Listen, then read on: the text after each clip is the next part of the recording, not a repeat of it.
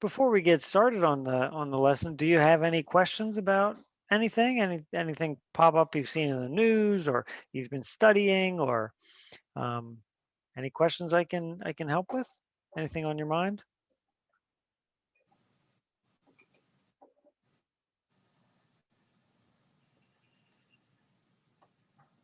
No? You guys good? Okay. Well, let's just dive in then. We see on we see here we have Capitol Hill, right?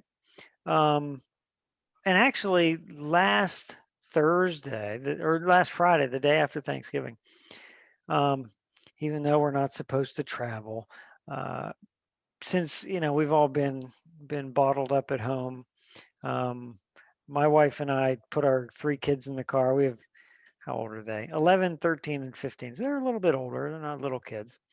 Um, we packed up in the car and we drove down to Washington, D.C. And we said, well, let's do one museum. A lot of the museums are closed because of the pandemic. All the Smithsonian museums, the big museums down in D.C. are closed, which is fine, which says they should be. But there's one museum where we could get tickets. Wasn't too expensive. Kids were free, so that was good. It was the National Museum of Women in the Arts. Um, so it was basically an art museum, and all the artists were women. And it was really interesting. It was really good. Not too big, not too small. It was a good museum. And then we did that for, I think, 2 hours. And then we said, well, let's walk around the National Mall. Now, not like a shopping mall, but this space in the middle above the word history, the green space is a mile long between the Capitol building and this tall um, pillar, the Washington Monument. It's about a mile from there to there. And then it's another most of a mile from the Washington Monument to the Lincoln Memorial farther on. And so we said, well, let's walk around there. And I know a little bit about these things. Um, and there's signs that you can read historical things. And so we said, well, let's go walk around. So we did. We saw um, the right at the kind of at the bottom of near the bottom of the Washington Monument. There's a World War II memorial, which is really big. And then there's the reflecting pool, and then the Lincoln Memorial, and that was the famous Lincoln Memorial. And we saw, what else did we see? The Vietnam War Memorial, which is like the wall, the black walls with all the names of the, I forget how many thousands of people had died. Um, and we saw the Lincoln Memorial was the most impressive and probably the most famous. So it was cool to take the kids down and see that. And I've been there actually eighth grade. I took an eighth grade uh, trip to Washington, D.C. So it's been a long time since I was in eighth grade. And we walked up and we looked through a fence at the White House, which is cool. So we got to see that, and it was cool to see the history. It's neat to be, and me personally, I feel special when I'm in a place like that that's so famous, and famous people have been in. I think that's really cool. Um, but it's interesting to see the history, and Washington D.C. is a planned city. We've talked about, and we will talk about a little bit. Um, when we created a country, when the founding fathers created this country, they had originally the capital. It was going to be Philadelphia, and then it was going to be New York, because those were two big cities. And for short periods of time, those were the national capital, Philadelphia, and then New York. But the people in the South said, hey, we don't like the idea of the capital, the U.S. capital being New York City or Philadelphia, because that's up in the north. So they compromised and they said, well, let's put it in the South. Now, there was no city of Washington, D.C., it was just open space. So they said, well, how about this place here? And we'll create a city here and we'll call it Washington, D.C. D.C. is District of Columbia. And so they made a city where there was no city. They made a city out of nothing, and they planned it out. And the Capitol building was one of the first things that they started to build, because they said, well, we need a building for the Capitol. And you can see the Capitol building in the middle here. There's lots of sections, right? There's the middle, and then there's kind of two parts on the side, and then there's the longer, bigger wings off each side, and then of course the dome. And that building, you can kind of unpack the history of the legislature, of the government of the country in the building of in the way that that building was built. It was built kind of in phases. As the country grew, the building grew, and I think that's pretty cool. And you can see really cool videos online. Maybe I'll share one if I think of it. So it's cool to go down in DC and walk around all those famous buildings, and the museums are cool. You know, we've never done the Smithsonian museums. The Smithsonian museums are all free. I mean, all you got to do is find parking, which can be a little tricky, and you pay for on-street parking and stuff. But it's, you know, it's 3 hours away from where I am in central Pennsylvania. It's pretty close to most of Pennsylvania. You know, it's a neat opportunity. Have you guys ever been to Washington, D.C.?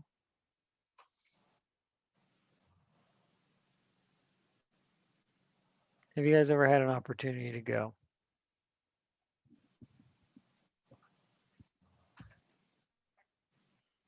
Oluwakemi, have you ever been to Washington, D.C.? No. No, it's pretty neat. It's pretty neat. You know, if you can get down there, um, it's pretty doable, and a lot of it's free. I mean, it's free to walk around, and a lot of the museums are free, so that's pretty cool. It's pretty cool. So let's jump in. We have, let me see here. Okay, so this is, let me click. Okay, here. So we've seen this. I've shown you this timeline before. Okay, American history really begins. Well, I mean, you could have a conversation about when it begins. Does it begin with Native Americans coming, you know, 10,000, 20,000 years ago? That is the story of people in this land, in this area. You know, they've been here for thousands of years. But, and maybe we should, you know, that's part of American history. It really is. But I think what, you know, what we'll talk about is frankly the European part of American history.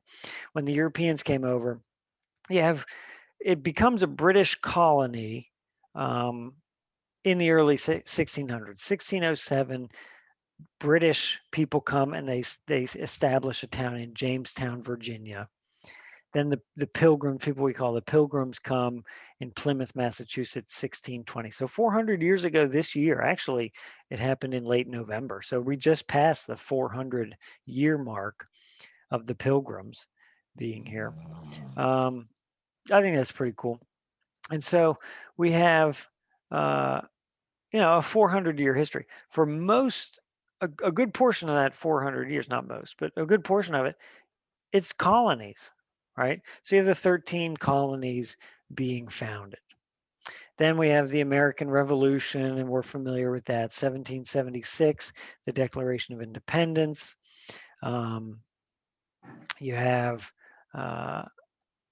then the American Revolutionary War happens after that. They set up the government. 1787, the U.S. Constitution is written.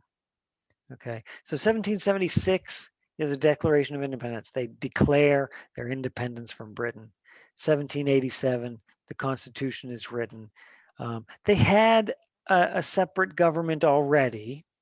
The Constitution is really their second government that they did. The first one they didn't care for. It wasn't really right, so they redid it. Excuse me. What was the name? What do they call that first government? What was it based on? Do I have it there? What do I? No, maybe not. Oh yeah, I do. Based on the British colony. Well, no, this is after it was okay. So there were British colonies, but then they didn't. You know, the people living in the British colonies, you know, the colonies were just like listed on the screen: Virginia, Massachusetts, New York, Pennsylvania. They were British people. But through the 17, and that was the 1600s, 1700s, if you lived here, Okay. and you were British unless you, came over from another country. Yeah. But like they weren't Americans, they were British. But through the 1700s, especially 1750s, 1760s, 1770s, they didn't they started to not like the way that the capital city of England is London. So the government in London was making life over here. They were British citizens, but they said, hey, we're different. We're British, but we're different than those people over in England. So Mm-hmm. our lives should be different. Maybe we should, have different laws and things. So through the 1760s, 1770s, they started to feel that, hey, we're different than what's going on over there in London. Mm-hmm. And so in 1776, all these the American colonies, the leaders got together and said, "We're done. We are declaring our independence from Britain." So that's the Declaration of Independence. Okay, and we'll look at that document in a few minutes. 1776, they declare their independence, right? We are independent, we are free, we are separate. We want to be a different country. Well, Britain says no, we're not going to let that happen. So they fight a war. The Americans are trying to become free, trying to become their own country, the United States of America. And they had that name. They were ready to become a country. But the British said, no, no, no, we're not going to let you do that. You are British colonies. And we're going to fight a war to keep you British colonies. So that's what the American Revolution, they revolted, they fought against to try to break away. That's what the American Revolution is. And the war lasted, what did I have here? 1775 to 1783 was the Revolutionary War. So it lasts, 7, 8, 9 years. They're fighting a war. But then America does win the colonies, whatever you want to call them, wins that war and becomes their own country. So Britain loses the war and says, okay, you are your own country, the United States of America. Well, now the Americans have to write, uh, they have to create a country, right? So what are you going to do? You need a government. So they make a government and they call it, well, I have it here, 1777. The Continental Congress, a group of all these leaders in the new United States, adopts the Articles of Confederation as the first government of the USA. So they have a country now, USA. They won the war. Britain lost the war. So now they have their own country, America. And they create a government, and it's called the Articles of Confederation. But it wasn't really right. It's different than the government we have today. Different type of government. But the Articles of Confederation, it let the states, those 13 colonies then become 13 states. The colony of Pennsylvania becomes the state of Pennsylvania in the USA. And so it lets those 13 states have a lot of power. And the central government, the national government, it's very small, pretty basic, doesn't do a whole lot. And so they found out over, well, about 10 years that type of government wasn't good, for different reasons. It didn't work. It wasn't right. So they said, well, okay, we need to redo this government. And, it's like, they were redoing it. They were recreating a government. They said, the government we have, this isn't the Articles of Confederation. This isn't working. There's problems with it. I think we can do better.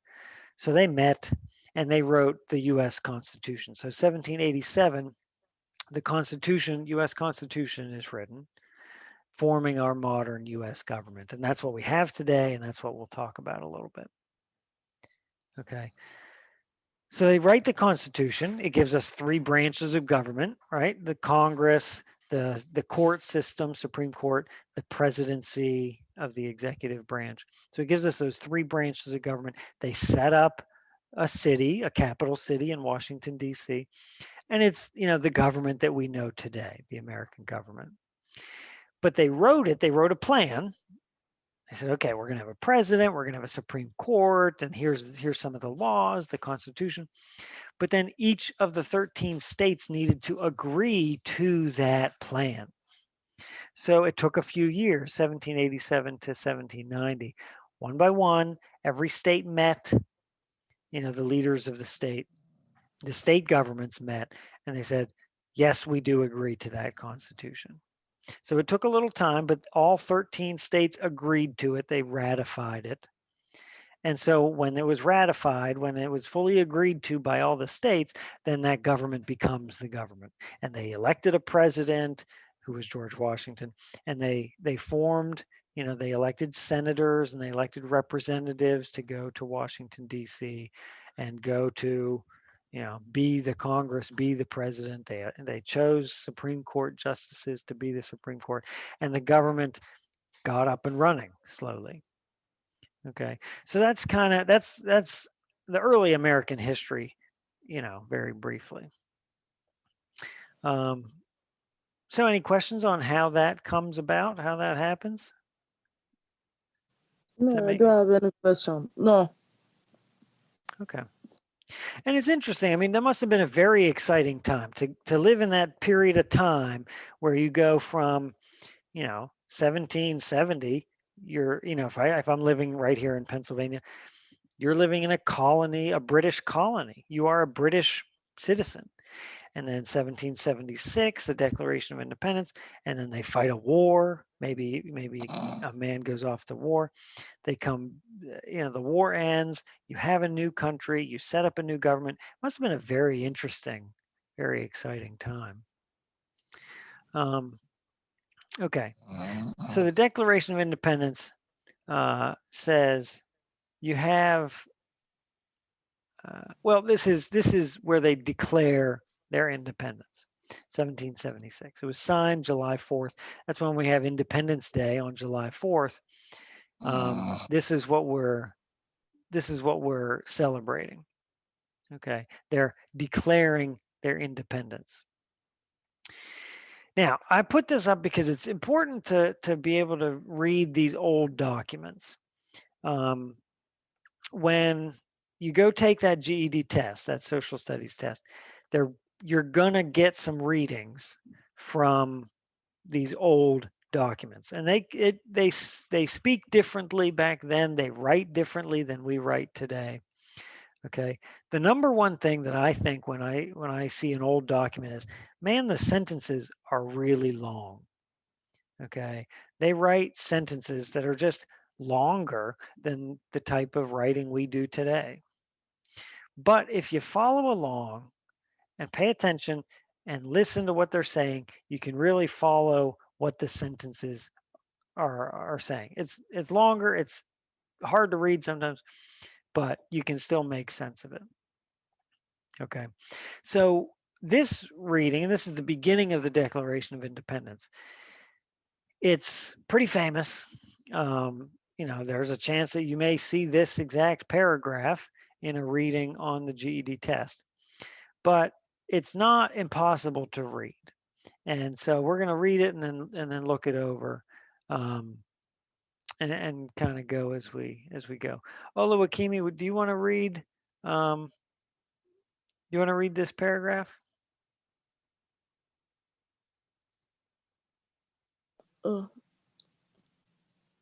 Yes. Okay. Yeah, go ahead. The Declaration of Independence, signed July 4, 1776.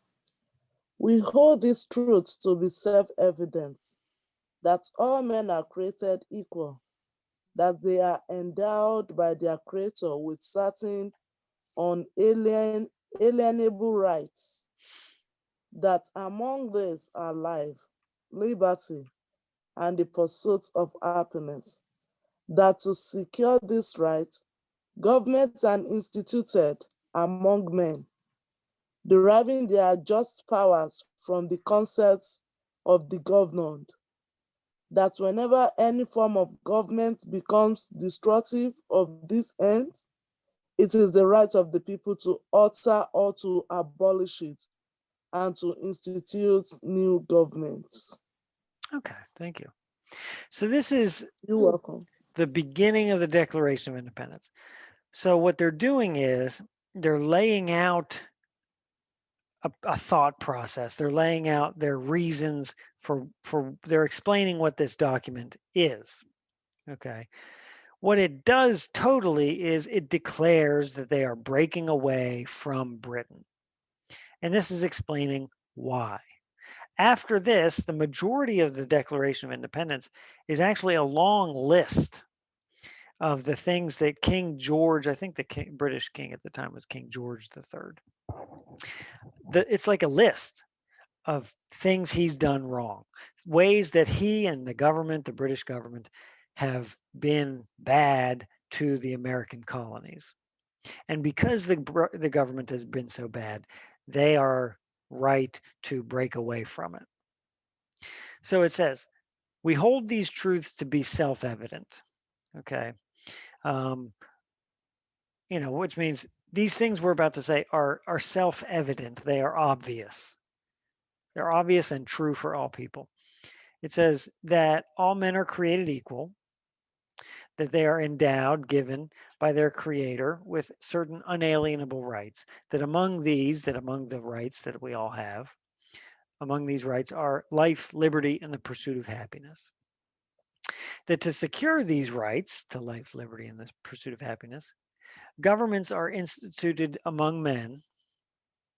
Okay, we create governments, you and I, we create governments to protect our right to life, liberty, and the pursuit of happiness.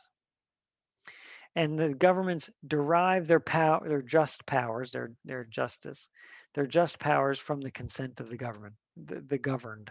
We are the governed. We, the people, are the governed. The government is governing us. So the government gets its power from us. Okay. That whenever any form of government becomes destructive of these ends, if the government is destructive of life, liberty, and the pursuit of happiness, it is the right of the people to alter or abolish it and to institute new government. So what they're saying here is Britain and the king have been harmful to the people in America, the British colonists in America, and harming their life, liberty, and the pursuit of happiness. And so we people have the right to alter or to fix or to abolish, to end the government and to create a new government. So that's what the Declaration of Independence is doing. It's laying out the reasons why these people are declaring their independence from England. Okay. Pretty famous paragraph there. It's the beginning of the Declaration of Independence. Again, pretty long. It's really 2 sentences. But if you follow along, it's not too hard to understand. Okay, here's another one. The preamble, the beginning of the US Constitution. Now, if the Declaration of Independence declares independence from Britain, the Constitution is the document that creates our government. Okay. Remember, they had the Articles of Confederation. It didn't work out. It wasn't right. They didn't like that type of government. So they said, we're going to write a new government.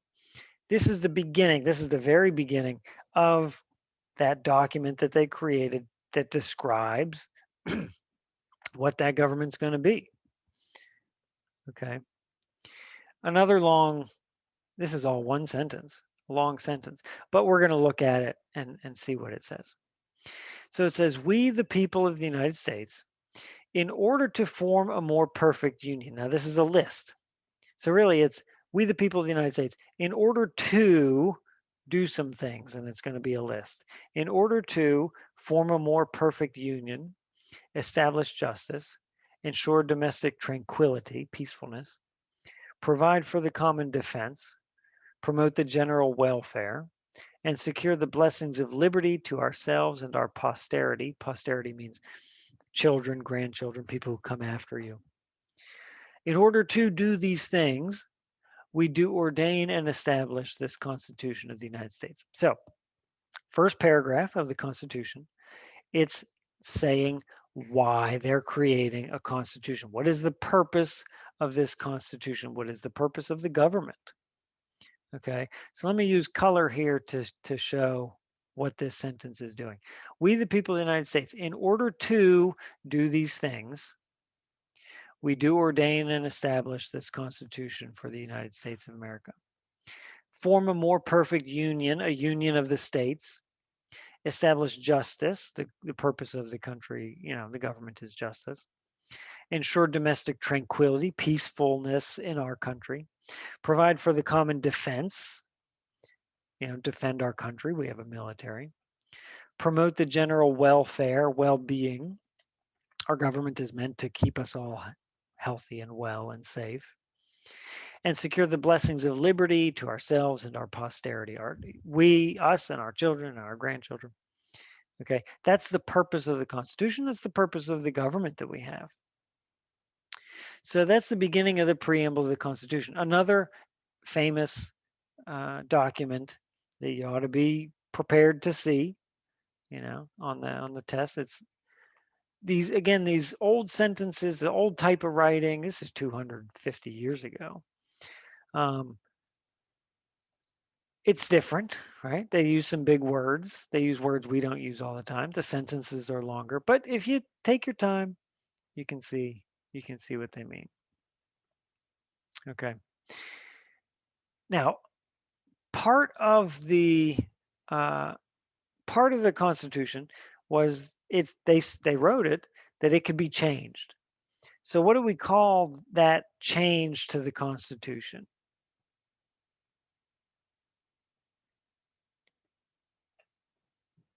Jendaya, you can type in the chat. What do we call that when you change the Constitution?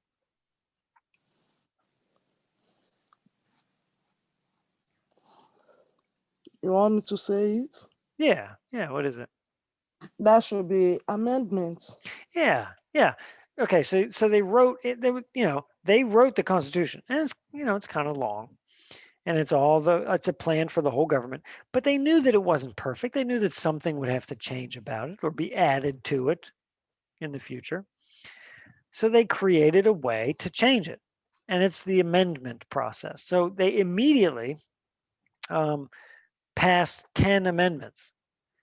They were writing them even as they wrote the Constitution, and then they were writing even as the states were voting on ratifying or accepting the Constitution. They were creating the Bill of Rights. The first 10 amendments we call the Bill of Rights.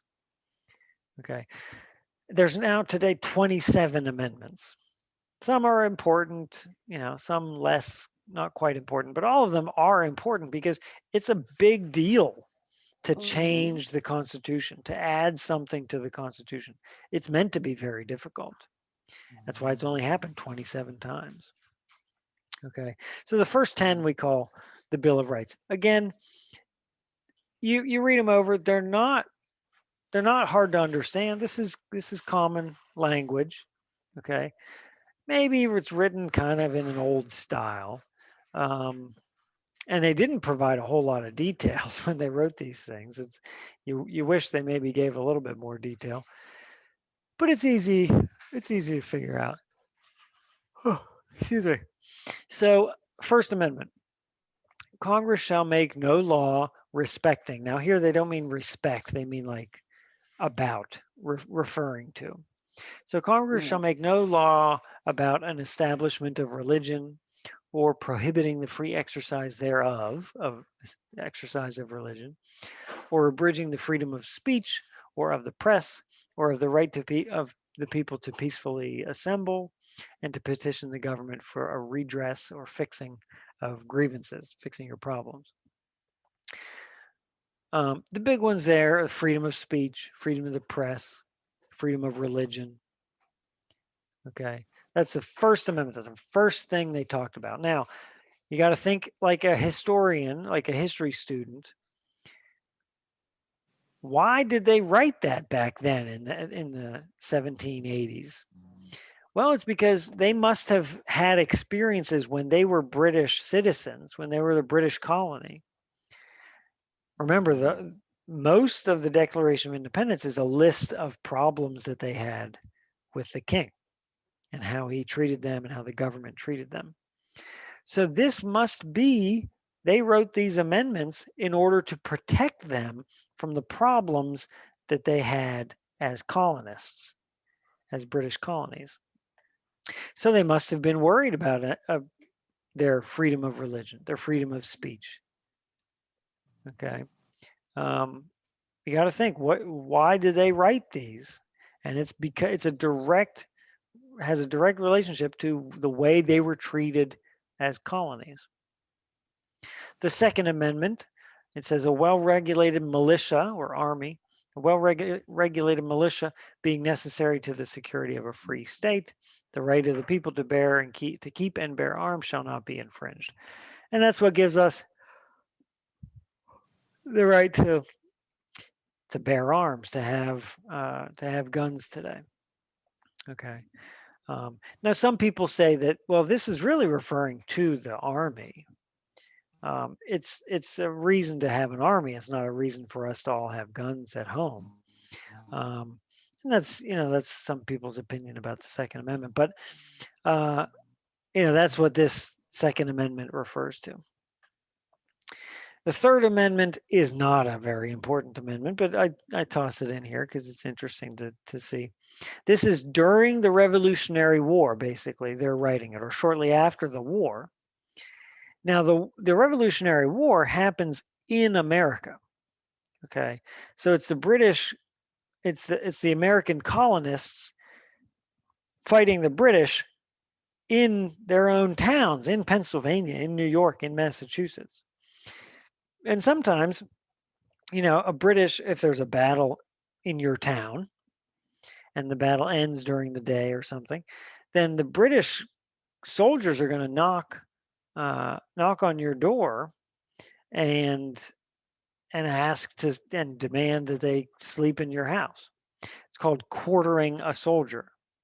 Okay, so they wrote a Third Amendment about this to protect from that. Now, it's not something we worry about today, but if they were protecting against something that they felt was a problem back then. Today, it's not a problem. Back then, it was.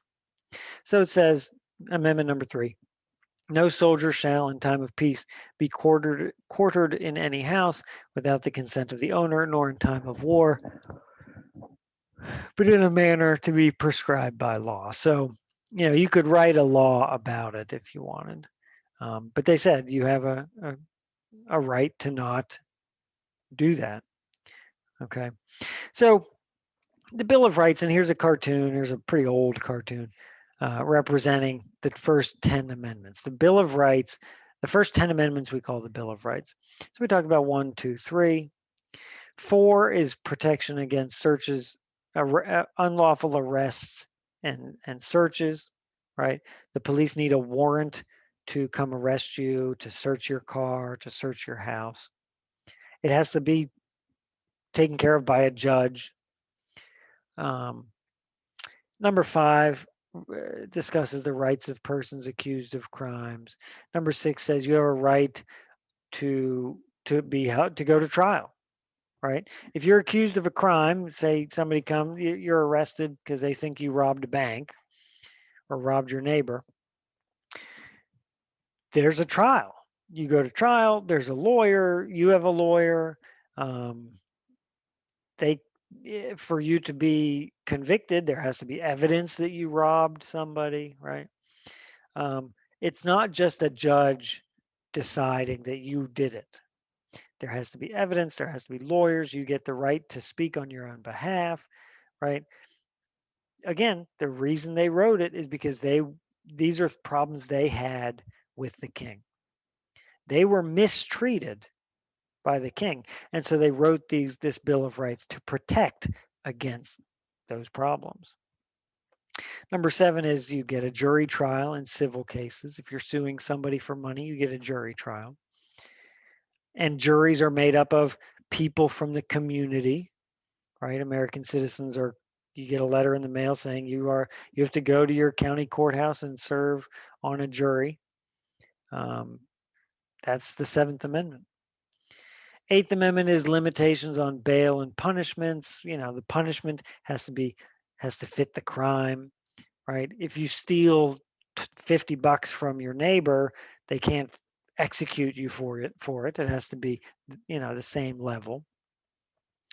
Amendment 9 says that any rights, 9 and 10 kind of says anything that's not mentioned in the Constitution or the Bill of Rights, those rights, even ones that aren't mentioned, are kept by the people. And powers that aren't given out in the Constitution are kept by the states. So it's, 9 and 10 are a little bit weird. But the big ones are 1 through 2, 4, 5, 6, 7, 8 really are protections from being mistreated by the court system. We as citizens being mistreated by the government or the courts. Okay, so that's the Bill of Rights, the first 10 amendments. The other important ones come down through time. 13, 14, 15 are right after the Civil War, and we'll talk about the Civil War in another week. 13, 14, 15 ends slavery, gives citizenship to those former slaves, to anybody, any man, regardless of race, not women yet. And then the 15th Amendment gives the right to vote to all citizens. And I always say, it must have been a super interesting time to live, obviously, through the Civil War. And then the time after the Civil War, when those slaves are freed, and then they become citizens, and then they get the right to vote in a very brief period of time, 5 years. Happens very quickly. Okay. 18th Amendment gives us prohibits or disallows the manufacturing or selling of alcohol. So through the 1920s, it was illegal in the United States because of a constitutional amendment. It was illegal to make or buy or sell alcohol. Now you see the 21st Amendment repeals, takes back, undoes the 18th Amendment and ends that period of time. So prohibition is through the 1920s. It's illegal to drink alcohol. People still did it. Studies show that alcohol did not go down at all during that time. It just meant more people were breaking the law in order to drink. 1920, 100 years ago this year, women get the right to vote.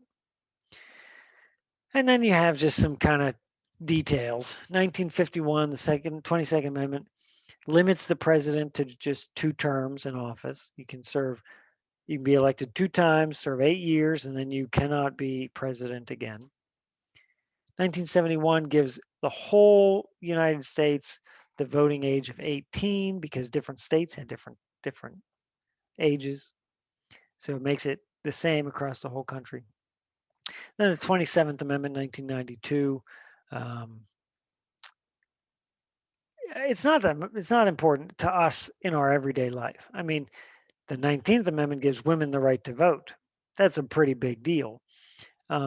The 27th Amendment, not that big a deal. But I put it there because it's the last one. It was, how many years ago? 28 years ago was the last constitutional amendment. What it means, it says delays laws affecting congressional salaries from taking effect until after the next election. It just means if you and I, if we are senators, we can't vote to give ourselves a raise. We can't raise our own pay. You can do it, but it won't take effect until you are re-elected. So you can give yourself a raise. You can say, well, senators deserve more money. And that'll be the case, and you can pass that law, but it won't affect your paycheck. You won't get paid more money until you get re-elected. Okay, which I think is fair.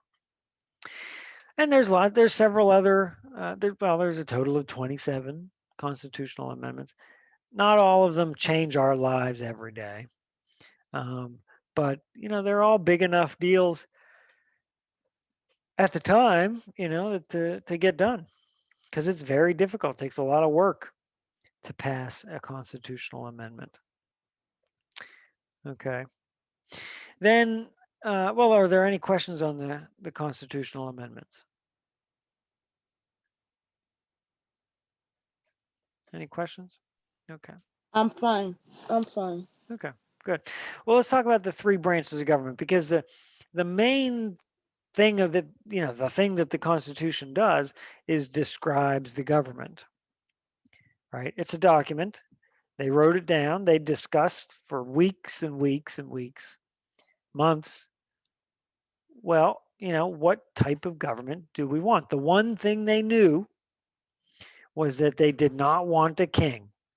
They did not want a monarch, a monarchy, the type of government of a monarchy.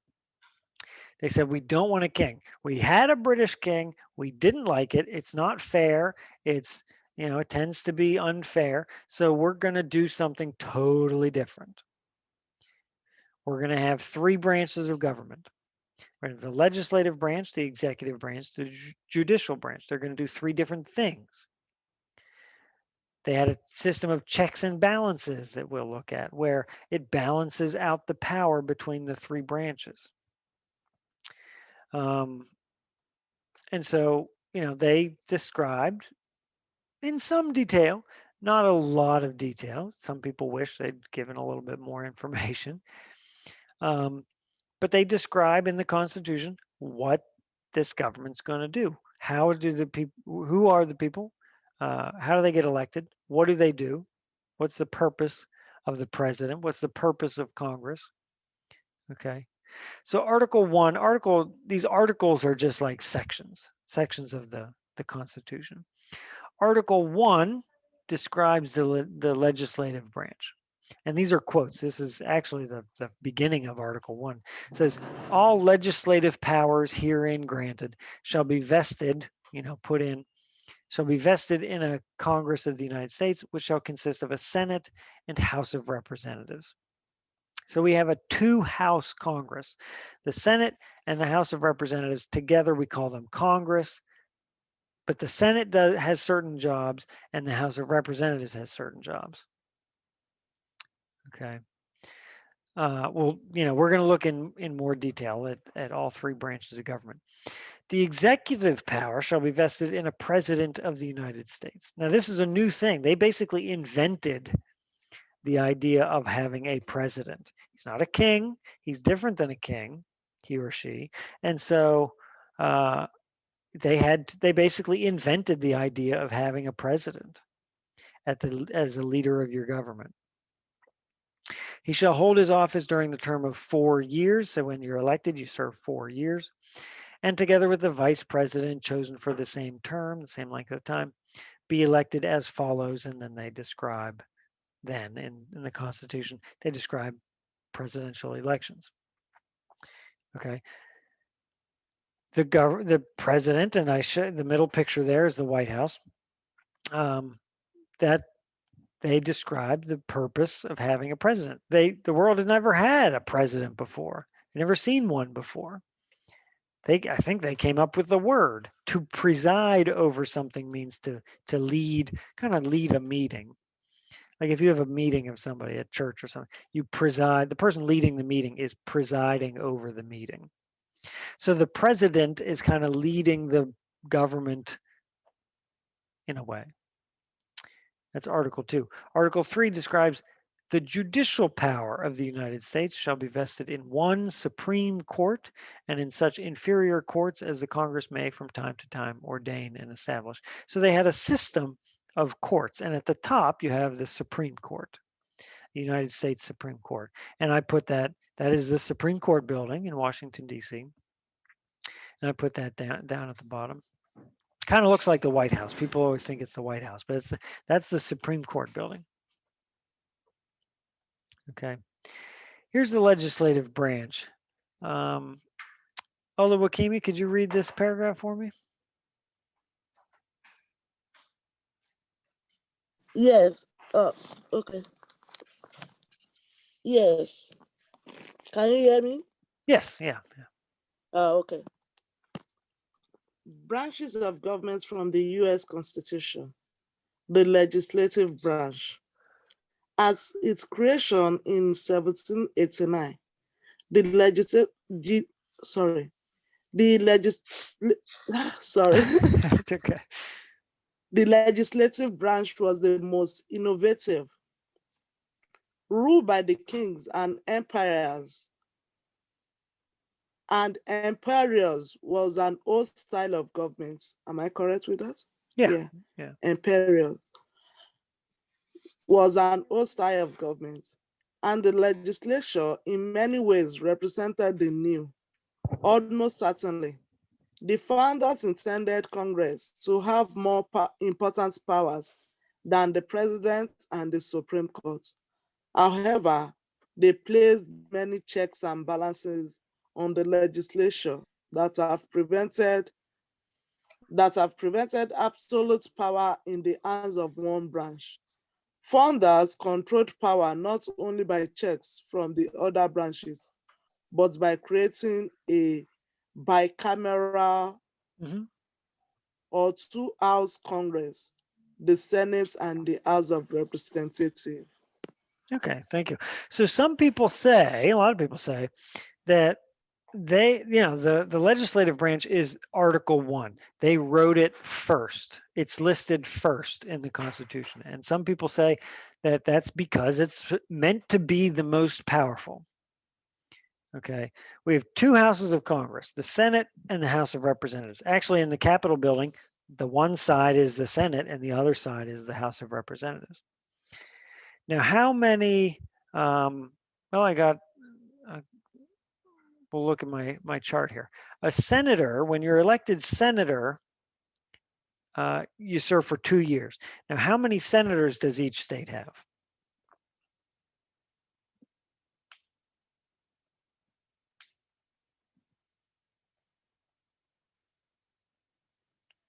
How many senators does Pennsylvania have?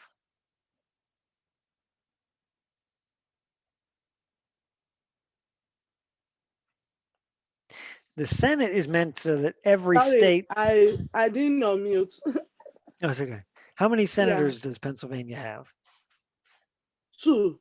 2, right. Every state has 2.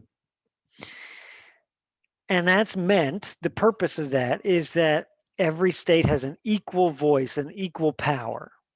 Whether it's California with 40 million people or the state of Wyoming with 500,000 people, right? California has 80 times the people of the state of Wyoming, and yet they both have 2 senators.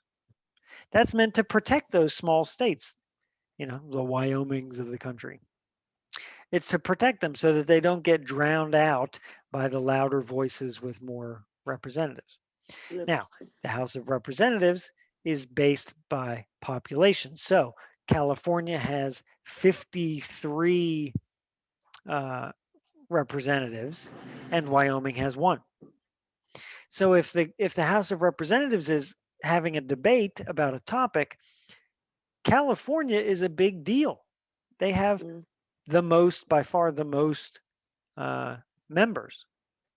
And if you're from Wyoming and you have 1 person representing Wyoming in the House of Representatives, I think, it's going to be hard for Wyoming to get much done, right?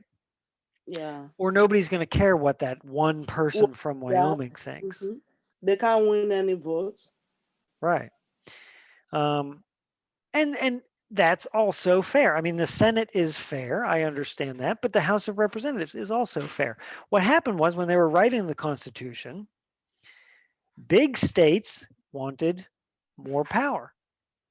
So they wanted representation based on population. It was called the New York Plan because New York had a lot of people as a colony back then, 1780s.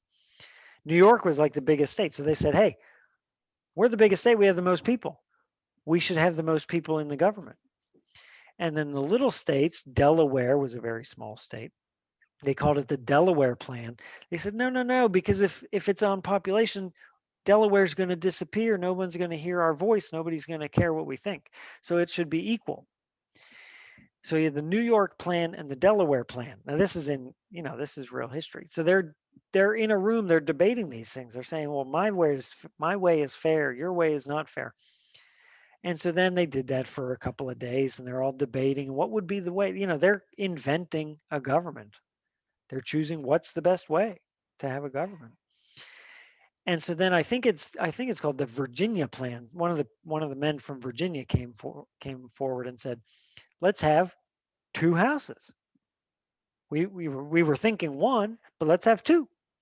One of them equal in the Senate and the other by population, the House of Representatives. And so they did that. They compromised. They said, let's do it both ways. And the Senate will do some things, and the House of Representatives will have different jobs sometimes, and they'll work together, and it'll all, it's a better system because the big states will have more power in the House of Representatives. The small states will have equal power in the Senate, and it'll all work out. So the reason we have two houses of Congress is because of compromise. When those men were sitting in that room coming up with a type of government, they said, hey, let's do it a little bit of both. Okay. The House of Representatives, you serve for 2 years, which means every 2 years you have to be reelected. The Senate is every 6 years you have to be reelected. The purpose there is if you're in the House of Representatives, you're really connected to the people back in your town, in your section. I think Pennsylvania has 18 representatives, so there's 18 parts of Pennsylvania. So that person who represents you in your area should really be close. Every 2 years, they have to get reelected. So they really need to know what's going on back in Pennsylvania. The senators, 2 senators represent the whole state. It's not like half the state and half the state. It's the whole state. 2 senators represent all of Pennsylvania. Well, they can go 6 years without worrying about reelection. So they can kind of make their own decisions. We've elected them because we trust them to make wise, smart decisions. But they can go 6 years, so they're not really worried. Well, am I gonna lose my election if I make this decision? So they can hopefully be a little smarter, a little wiser. They can rely on their wisdom. Okay, that's the purpose. That's what they were thinking. And so the Constitution lays out the roles for these two branches of government. Okay. Now let's look at the executive branch. Um, so this is, and I really need to do. I always say this every time I look at this. The top left and the top right boxes are the legislative branch and judicial branch, and I really need to like cover them up somehow because the executive branch is big and it's the middle box at the top and then all the boxes underneath. We think of the executive branch being the president, and he is. The president, vice president, they are the top of the executive branch. But working with the president, doing all, there's too much for one person to do, obviously. So the president has divided up a lot of jobs to different departments. And we have the Department of Agriculture, would do, farming and things. Department of Justice, Department of Labor. The State Department is like our state is another, even though it's confusing. State can be another word for country. So like our country with other countries, how we get along, our relationship with other countries is the State Department. Department of Education, Department of Defense would have the military. Department of Homeland Security. Okay. These are executive branch departments. And so they all have specific jobs. And there's literally, I think, 2 million people working in all these things. And they're not all in Washington, D.C. It can be spread out. So the executive branch, you think of the president and vice president, but it's them and then a whole lot of people doing the things that the president wants. Okay. Separate from Congress. and certainly separate from the judicial branch, the Supreme Court. So that's the executive branch. It's very big, lots of different pieces, all doing the things that the president wants, his plans, his ideas. Okay, let's look real Okay. quick. These are the constitutional duties, the duties of the president written out in the Constitution.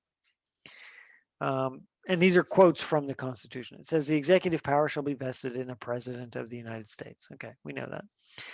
2, the president shall be a commander in chief. He's the leader of the Army and Navy. And now we have the Air Force and the Marines.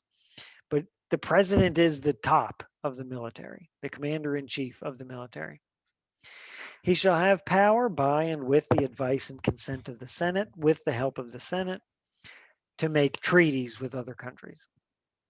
He shall nominate and, by and with the advice and consent of the Senate, shall appoint ambassadors, other ministers and consuls, judges of the Supreme Court. So when there's an opening in the government, including in the Supreme Court, it's the president who names somebody to fill that job.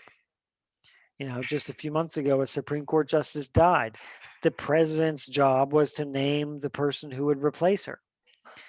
But that doesn't mean that person goes right in and does the job. The Senate then basically interviews that person and judges, is this a person we want?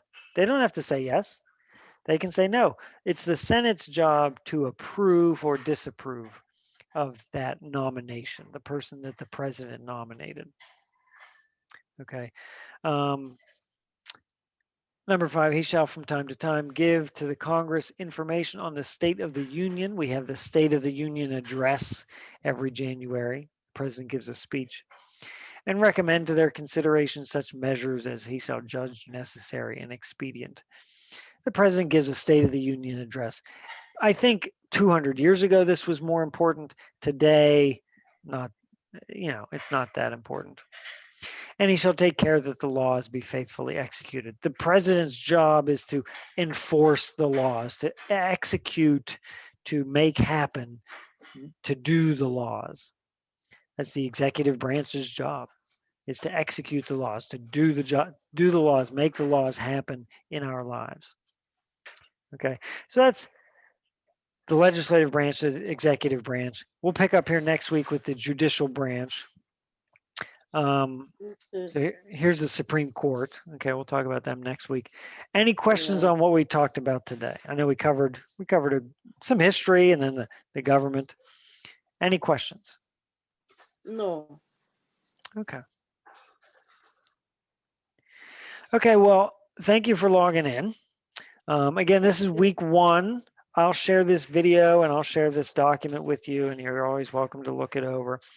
Next week we'll do week 2, and now actually in December we're going to get through weeks 1, 2, and 3, and then I'll email you an old video of week 4, because week 4 is actually Christmas Day.